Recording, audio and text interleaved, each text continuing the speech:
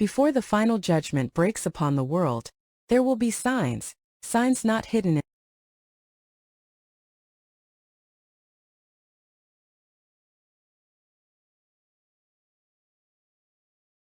in whispers, but written across the skies and carved into the trembling earth. Creation itself, once steady and ordered, will begin to groan as if burdened by the weight of eternity drawing near. The sun will darken, the moon will withhold its light, and the stars will seem to fall from their appointed places. The heavens, which once declared the glory of God in silent harmony, will appear disturbed, as though the universe senses that its present form is passing away. The earth will quake, oceans will roar, and the boundaries that humanity once trusted will feel fragile and uncertain. What was once stable will feel temporary. What was once ignored will demand attention. Yet the signs will not only be cosmic, they will be moral and spiritual. Humanity will sink deeper into confusion, calling darkness light and light darkness. Love will grow cold. Truth will be traded for convenience. Power will be worshipped, and self will sit enthroned in the human heart. In a world flooded with information, wisdom will be scarce. In an age obsessed with connection, souls will feel more isolated than ever. Violence, deception, and spiritual apathy will not merely exist, they will multiply. Many will mock the warnings, dismissing them as ancient myths or fear-driven imagination. Life will continue. Markets open, cities rise, celebrations unfold. Yet beneath the surface, an unseen clock will be ticking toward a divine appointment no one can postpone. There will also be a profound tension in the atmosphere of the soul. Some will feel an unexplainable stirring, a deep awareness that history is not random but moving toward a decisive conclusion. Others will cling desperately to normalcy, refusing to look upward even as the sky shifts above them. The silence before divine intervention will feel heavy, almost sacred, like the pause before a judge enters the courtroom. It will be a season of mercy still extended, a final window of grace, yet also a warning that time, as humanity understands it, is not endless. In those days, the trembling of heaven and earth will serve as both alarm and invitation. Alarm for those who have ignored the voice of truth, an invitation for those willing to awaken. The shaking will not be chaos without purpose. It will be a herald announcing that the author of creation is about to step fully into the stage of human history. And as the foundations of the world begin to shake, every soul will sense, whether in fear or in hope, that something irreversible is drawing near. The signs will not merely predict the end. They will reveal that eternity stands at the door. Then, in a moment no calendar could predict and no human power could prevent, the silence will break. The heavens that trembled will suddenly open, not as a distant metaphor but as a reality that overwhelms sight and sound. The return of the King will not be hidden, nor will it be symbolic. It will be unmistakable. As lightning flashes from east to west, so will his appearing be brilliant, terrifying, glorious beyond comprehension. The one whom history debated, doubted, misunderstood, and often rejected will stand revealed in majesty. No longer veiled in humility, no longer crowned with thorns, but robed in authority and radiant with divine power. A trumpet will sound clear, commanding, final. It will cut through the noise of nations and the silence of graves alike. The dead will not remain in their dust. From forgotten battlefields, from ocean depths, from ancient tombs long dissolved into earth, the dead will rise. Generations separated by centuries will stand side by side, summoned by a voice that carries both judgment and promise. Time itself will seem to fold inward as eternity presses through the veil. The living will not escape this moment either. They too will be caught up in the unveiling of divine authority. Every eye will see him. Every knee will bow. Every tongue will confess what many once denied, that he is Lord. The angels will move with purpose, swift and obedient, gathering the nations as a shepherd gathers his flock. Borders that once divided humanity will dissolve. Power structures that seemed immovable will crumble in an instant. Kings, presidents, laborers, scholars, the wealthy and the forgotten, all will stand on equal ground before the throne of the returning King. Titles will mean nothing. Influence will hold no weight. Reputation will not shield the heart. Only truth will remain. For some, his appearing will be overwhelming joy, the fulfillment of hope long held through suffering and faith. For others it will be dread, the realization that the one they ignored is now undeniable. The skies will blaze with glory. Yet the brilliance will not merely illuminate the world. It will expose it. Every hidden allegiance, every secret loyalty, every quiet act of faith or rebellion will stand under the light of his presence. This will not be the rise of another earthly ruler, or the beginning of another empire. It will be the decisive entrance of divine sovereignty into the full view of creation. The return of the king will mark the end of debate and the beginning of reckoning. The one who once came as savior will now stand as judge, and the world, shaken, awakened, gathered, will know that history has reached its appointed hour. When the king has taken his rightful place, the scene will shift from spectacle to solemnity. The brilliance of his appearing will give way to the gravity of divine justice. A great throne will stand at the center of eternity's courtroom, and before it, humanity will gather silent, exposed, unable to hide behind excuses or illusions. Then the books will be opened. Not symbols of vague remembrance but records, precise, complete, undeniable. Every life will be accounted for, every word remembered, every deed preserved with perfect clarity. Nothing will be lost to time. Nothing will be blurred by forgetfulness. The smallest kindness, the quietest cruelty, the hidden generosity, the secret betrayal, all will rise into the light. Among these records will be the book of life, containing the names of those who belong to the king. It will not be written in fading ink but secured by eternal authority. And beside it, the chronicles of human action, works done in public applause and works performed in hidden darkness. Motives, not just movements, will be revealed. The intentions behind generosity, the pride beneath humility, the resentment masked by polite smiles. Every layer of the human heart will be uncovered. What was once concealed by charm, influence, or reputation will stand naked before truth itself. There will be no corruption in this court, no bribery, no manipulation of evidence. Justice will not be swayed by wealth or power. The judge will not misunderstand, and he will not overlook. His knowledge will be absolute, his verdicts perfectly righteous. The standard will not shift to accommodate human weakness, nor will it bend to cultural trends. Holiness will measure every life. Truth will weigh every soul. In that moment, the reality of accountability will settle upon creation like a weight too heavy to ignore. Humanity, which often resisted responsibility and redefined morality, will face a holiness that cannot be negotiated. Some will tremble, remembering words spoken carelessly, opportunities for compassion neglected, truth rejected for convenience. Others will stand in awe, not because they were flawless, but because mercy covered their record and grace rewrote their destiny. This will not be chaos or cruelty, it will be clarity. The opening of the books will reveal that history was never random, and that every life mattered.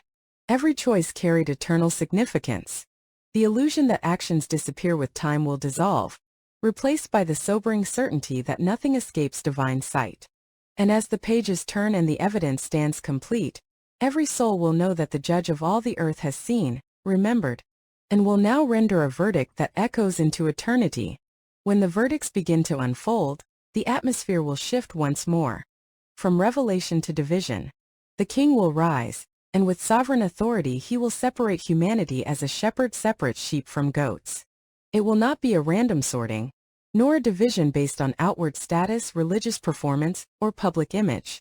The distinction will reach deeper, into the evidence of faith expressed through love, obedience, and mercy. Those who recognize the king not only in glory but in the suffering, the hungry, the forgotten, and the oppressed will find themselves called to his right hand. They will hear words that echo with warmth and welcome, an invitation prepared before the foundations of the world. For them, the separation will not feel like loss but fulfillment. Their quiet acts of compassion, their unseen sacrifices, their endurance and faith when doubt surrounded them, all will be acknowledged. They may have considered their obedience small, their love imperfect, their faith fragile, yet the king will reveal that every act done in sincerity was seen and treasured. What the world overlooked, heaven recorded. What seemed insignificant in time will shine with eternal significance. But to those on his left, the separation will carry a different weight. It will not be merely the consequence of disbelief in word, but the evidence of a life untouched by transforming love. Opportunities to show mercy were ignored. Truth was heard but not embraced. Compassion was postponed. Allegiance was given to comfort, power, or self rather than to the king. The sorrow in that moment will not stem from misunderstanding, but from realization. They will see clearly what they dismissed, and the clarity will pierce deeper than denial ever did. There will be no appeal, no reversal, no second unfolding of the case. The division will be final because justice will be complete. Eternity will stretch in two distinct directions, one radiant with life, communion, and unbroken joy, the other marked by separation from the very source of light and goodness. The gravity of that contrast will silence every argument. The righteousness of the judgment will stand unquestioned, even by those who tremble beneath it. This great separation will reveal that every life moved toward one of two destinies long before this moment arrived. The final judgment will not create the divide. It will expose it. And as the king completes the separation, heaven and earth, once trembling, will stand still, witnessing the irreversible fulfillment of divine justice. As the last echoes of testimony fade, and the weight of truth settles over the gathered nations, the moment of separation will arrive with solemn finality. The king will stand, not merely as judge but as shepherd, and with a gesture both gentle and absolute, he will divide humanity as a shepherd separates sheep from goats. This division will not be based on appearance, heritage, influence, or religious language spoken in public squares. It will cut deeper than affiliation and far beyond reputation. It will reveal what each heart truly loved, whom each soul truly served, and whether faith was alive enough to transform action. Those placed at his right hand will not stand there because they were flawless, but because their lives bore the quiet evidence of allegiance to the king. Their faith was not confined to confession. It flowed outward in mercy. They fed the hungry when no one applauded. They clothed the vulnerable without seeking recognition. They forgave when resentment felt justified. They remained faithful when compromise seemed easier. Often unaware of the eternal weight of their choices, they simply lived in obedience, reflecting the character of the one they trusted. And now before heaven and earth, the king will acknowledge them. What was done for the least of these will be declared as done for him. Their small acts of love will be revealed as participation in divine purpose. Yet on the other side will stand those who lived differently, not necessarily with open rebellion but with indifference. They heard truth yet postponed response. They saw need yet withheld compassion. They protected comfort more fiercely than they pursued righteousness. Their lives may have appeared successful, admired, even moral by shifting human standards, but beneath the surface there was no surrender, no transforming love, no true recognition of the king's authority. In that moment, clarity will replace self-justification. Excuses will dissolve. They will see that neutrality was never neutral, and delay was never harmless. The separation will be irreversible because it will simply confirm what each life had already chosen. The king's judgment will not be cruel. It will be perfectly just. Eternal life will stretch before those who embraced his reign. Life filled with communion, joy, and unbroken peace. And for those who rejected him, separation will mean the absence of the very light they consistently resisted. The contrast will be immense, not because heaven is exaggerated or judgment exaggerated, but because holiness and rebellion cannot coexist. When the division is complete, the universe will stand in stunned silence. No further arguments will rise. No hidden motives will remain concealed.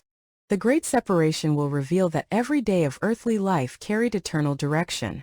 And as eternity unfolds in two distinct paths, it will be unmistakably clear that the Judge of all the earth has acted with righteousness, and the destinies of souls have been laid bare forever. When the judgment is complete and every destiny is sealed, the old order of things will begin to fade like a shadow at dawn. The world that groaned under the weight of sin, sorrow, and decay will pass away, not into chaos but into fulfillment. What was broken will not simply be repaired, it will be remade. Heaven and earth, once trembling in anticipation, will be renewed in radiant perfection. The scars of history, the echoes of violence, the long shadow of death itself will dissolve before the creative power of the King. This will not be the end of existence, but the beginning of existence as it was always meant to be. A new heaven and a new earth will emerge, unmarred by corruption and untouched by suffering. The curse that once bound creation will be lifted. No more will the ground resist with thorns, nor will hearts wrestle with hidden darkness. The separation between the holy and the fallen will no longer define reality, because all that remains will be purified and restored. The presence of God will not feel distant or veiled. It will dwell openly among his people. There will be no temple built by human hands, for his presence itself will be the dwelling place. Light will not depend on sun or flame, for divine glory will illuminate everything. In that renewed creation, sorrow will have no language. Tears will find no reason to fall. Death, once humanity's greatest enemy, will be remembered only as a defeated shadow. Fear will vanish because nothing will threaten what is eternal. Joy will not be fragile or fleeting. It will be steady, deep, and unending. The redeemed will live not in passive stillness but in vibrant purpose, reflecting the beauty and goodness of the one who made all things new. Love will flow without jealousy, without betrayal, without exhaustion.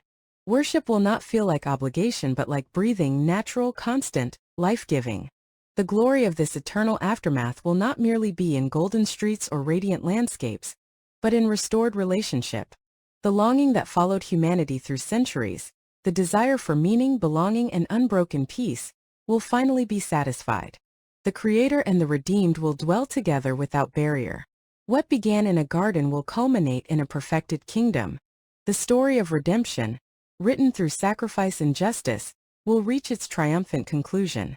And so, when heaven and earth have trembled, when every soul has been laid bare, and when judgment has spoken its final word, eternity will unfold in unshakable glory.